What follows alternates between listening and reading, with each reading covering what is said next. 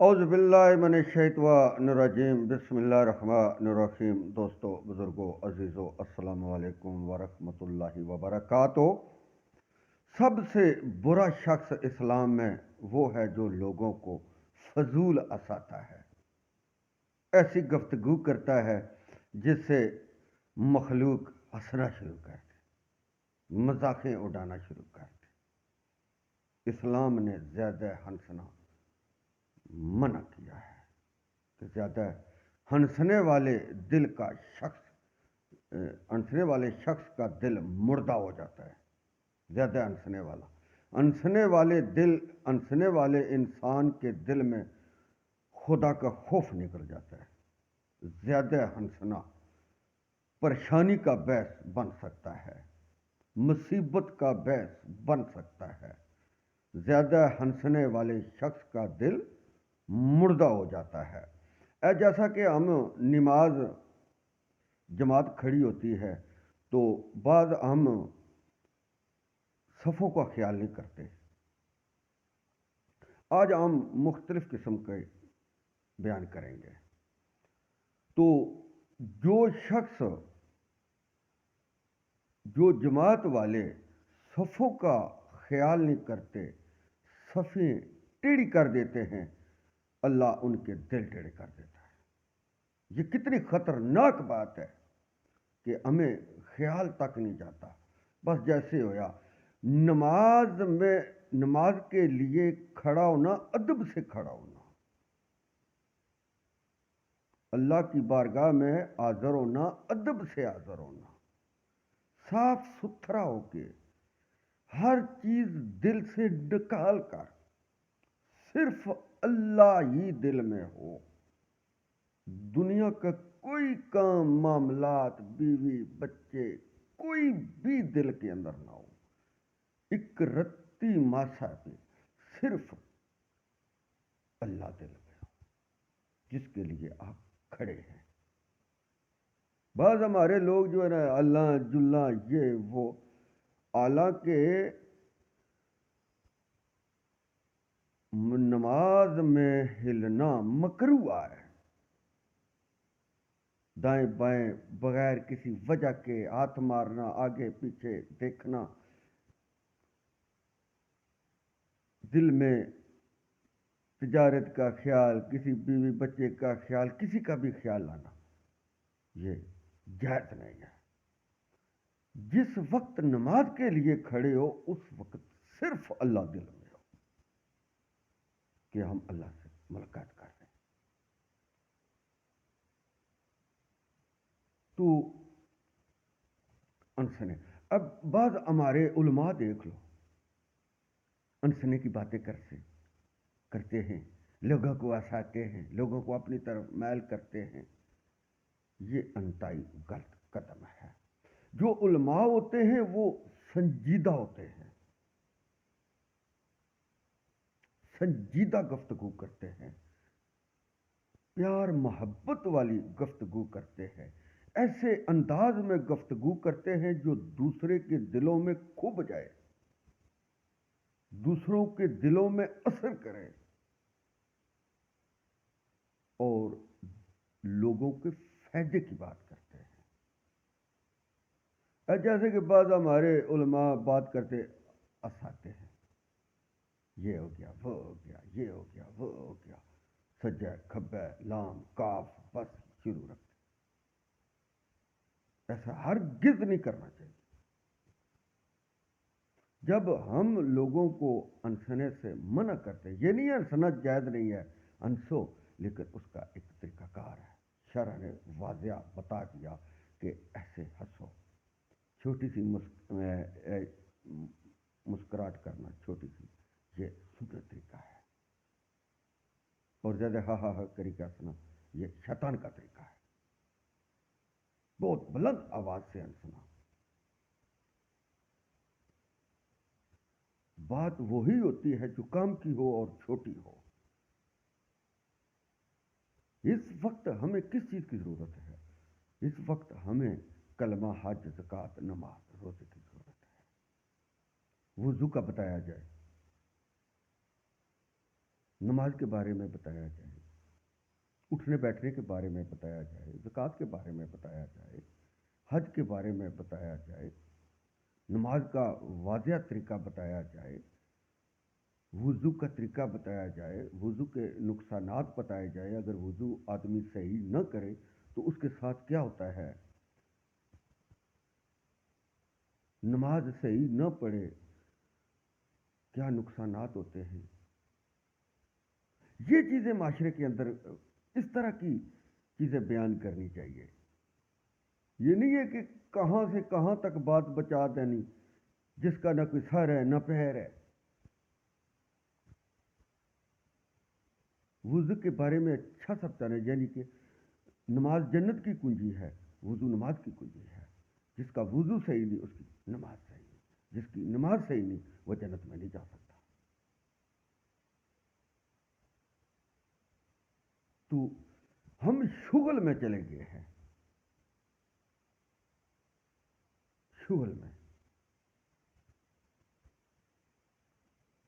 یہ شغل جو ہے نا، اس شغل نے ہمیں ڈبو دیا. حق اور سچ کی بات کرنا، بس اللہ کی بات کرو، اس کے رسول کی بات کرو. اس سے فالتو بات کرنے کا کوئی مقصد ہے نہیں. مثال کے طور پر بیان کر سکتے ہیں، مگر اگر سارا فوکس ہی دوسری چیزوں پر رکھیں گے، ہم فلانے مولوی نے تقریر کی تھی، دیکھو اس نے صحیح تقریر نہیں کی، اس نے یہ کیا، اس نے وہ کیا، چکڑ اچھالنا، بدنام کرنا، ایسے ایسے کلپ آگے لا کے رکھ دینا، کاٹ کے رکھ دینا، یہ ہرگز صحیح بات نہیں ہے.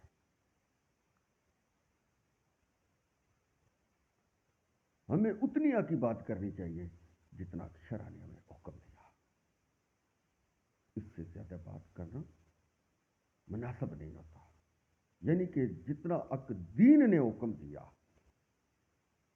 اللہ نے حکم دیا، اس کے رسول نے حکم دیا، اتنی بات کرو.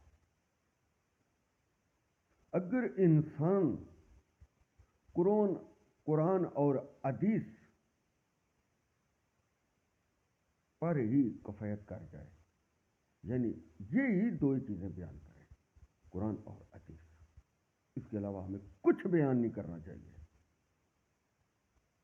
کوئی کسی کو نہیں بخشوا سکتا. یہ صحیح بات ہی نہیں ہے. سفارش صرف نبی صلی اللہ علیہ وسلم کی ہے. وہ اللہ کے رسول ہیں اور رحمت للعالمین ہیں. فلانا جو ہے اس کے پیچھے جاؤ گے تو وہ بخشوا دے گا، اس کو خود پتہ نہیں وہ بخشا جائے گا یا نہیں بخشا جائے گا. کسی کو پتہ ہے کہ یار علی بخشا جائے گا؟ نہیں پتہ کسی کو.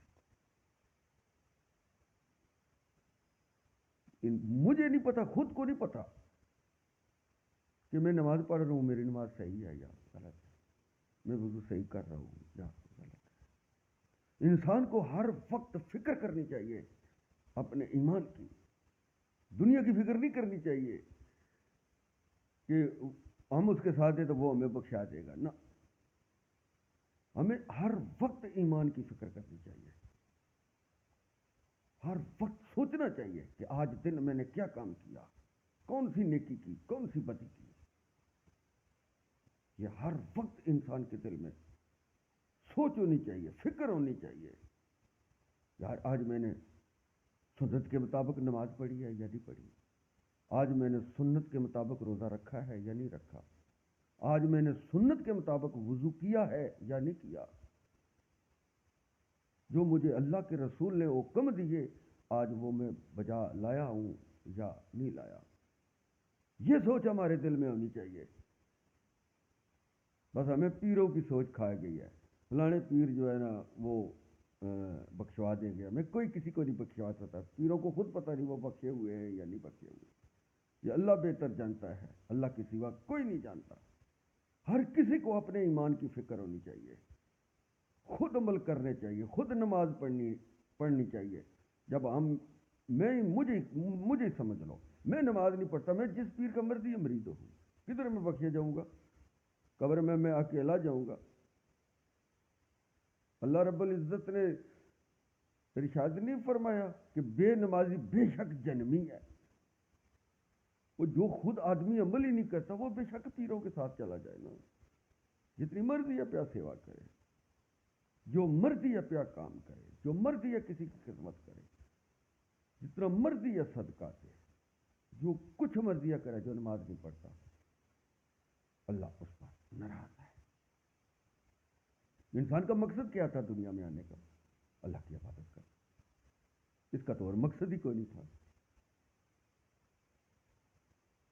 جب انسان اپنے مقصد کو ہی بھول گیا کہ میرا دنیا میں آنے کا کیا مقصد تھا، میں کس لیے آیا ہوں، مجھے کیوں پیدا کیا گیا، تو پھر وہ جب اس کو پتہ ہی نہیں ہے، اس کو سمجھا ہی نہیں کوئی رہا، سمجھانے والے ہی نہیں صحیح سمجھا رہے، اس چیز پر ہمیں غور کرنی چاہیے۔ لوگوں کے اندر دین کی بات کرنی چاہیے، دنیا کی بات نہیں کرنی چاہیے۔ جو دیندار ہوتے ہیں وہ صرف اللہ اور اللہ کے رسول کی بات کرتے ہیں، اللہ اس کے سوا کچھ بات نہیں کرتے، وہ صرف اللہ کی اور اس کے رسول کی بات کرتے ہیں، اللہ کے حکم بیان کرتے ہیں، اس کے رسول کے حکم بیان کرتے ہیں۔ ہماری یہی ذمہ داری ہے، ہماری یہ ذمہ داری نہیں لوگوں کو نیچا دکھانا، لوگوں کو برا پلا کہنا، گالی کہنا، بغیرت کہنا، جھوٹا کہنا۔ یہ علم والے لوگوں کی یہ گفتگو نہیں ہوتی۔ جو علم والے ہوتے ہیں، جو صاحب علم ہوتے ہیں، وہ اچھی گفتگو کرتے ہیں، لوگوں کو اچھا میسج دیتے ہیں۔ جس کا اخلاق اچھا نہیں وہ مسلمان اچھا نہیں۔ علم والے لوگوں کی جو گفتگو ہوتی ہے اس میں مٹھیاس ہوتا ہے، اس میں پیار ہوتا ہے، اس میں محبت ہوتی ہے، اس میں جذبات نہیں ہوتا، اس میں گالی گلوچ نہیں ہوتا۔ آپ اندازہ کر لیں کہ یوں ہی لو اسپیکر کے کھڑے ہوں گے تو بس گالی جانے سکتا، اس سے پریس کرنا پیدا ہمیں اللہ نے کیا، رزق ہمیں اللہ دے رہا ہے، اسی کی زمین میں رہ رہے ہیں، اسی کا کھا پی رہے ہیں، اور سوا لوگوں کی کنڈیشن کر، یہ کتنی بے انصاف کی بات۔ صرف اللہ کی عبادت کرو، اللہ کی سوا کسی کی عبادت کرو، اللہ کا حکم مانو، اس کے رسول کا حکم مانو۔ اللہ رب العزت نے خود ارشاد فرمایا کہ جس کام سے نبی منع کرے اسے منع ہو جاؤ، جس کام کا نبی حکم دے وہ کام کرو۔ تو ہمیں سجا کھبا جانے کی کیا ضرورت ہے؟ ہمیں سنت کے مطابق زندگی گزارنی چاہیے۔ ہماری سفارش پیارے نبی صلی اللہ علیہ وسلم فرمائیں گے،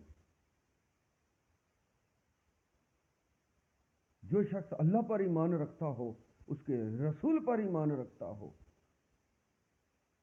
اس کو کسی چیز کی کمی ہے یا کسی اور کی اس کو مدد ضرور ہے؟ اللہ اور اللہ کے رسول کے سوا کون مددگار ہو سکتا ہے؟ کوئی مددگار نہیں ہو سکتا۔ اور جس کے ساتھ اللہ ہو اس کا رسول ہو، جس شخص کا اللہ پر، اس کے رسول پر پختہ ایمان ہو، بتاؤ اس کو کوئی فکر تنگی ہے؟ کوئی فکر تنگی۔ تو ہمیں چاہیے کہ ہم سنت کے مطابق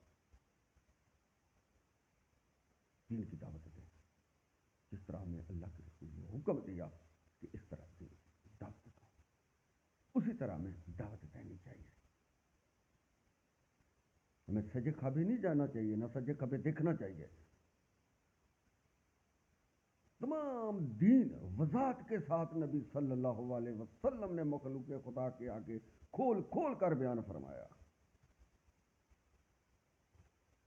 لوگوں نماز قائم کرو، لوگوں نماز قائم کرو، لوگوں نماز قائم کرو، اللہ کی عبادت کرو، اللہ کی عبادت کرو، اللہ کے سوا کوئی عبادت کے لائق نہیں۔